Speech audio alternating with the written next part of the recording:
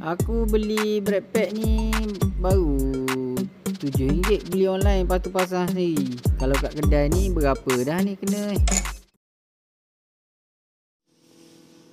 Assalamualaikum. Alhamdulillah bertemu lagi. Harap korang semua dalam keadaan sihat, dipermudahkan segala urusan hendaknya.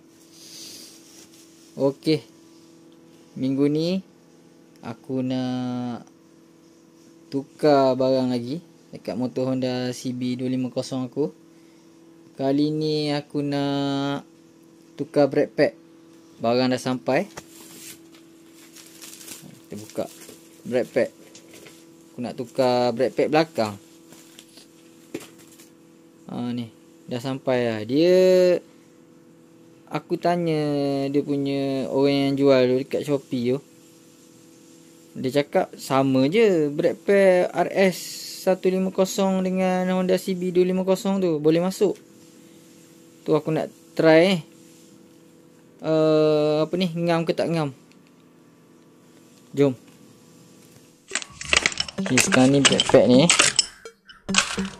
senang je pasang dia ni. Ni dekat sini ada satu skru Allen key. Kena cabut skru kat sini. Baru lah boleh cabut brake pad tu. Simple je pasang dia. Buka skru ni. Aku beli brake pad ni baru RM7 beli online, lepas tu pasang sendiri. Kalau kat kedai ni berapa dah ni kena. Tarik ni, keluarkan dia punya brake pad tapi banyak lagi siap kan. Tebal lagi. Tapi tak apa, benda dah beli, kita tukar je lah. Tengok sama tak. Ni punya ni dia.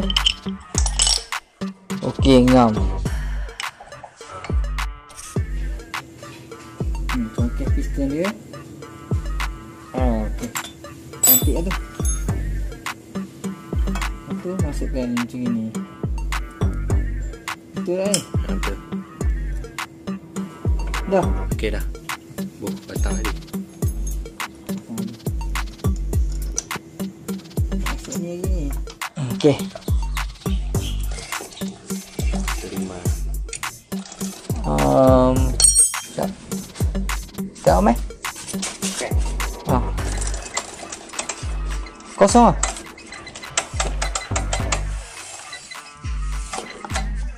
Dia mula-mula memang ni sikit. Okey dah. Itulah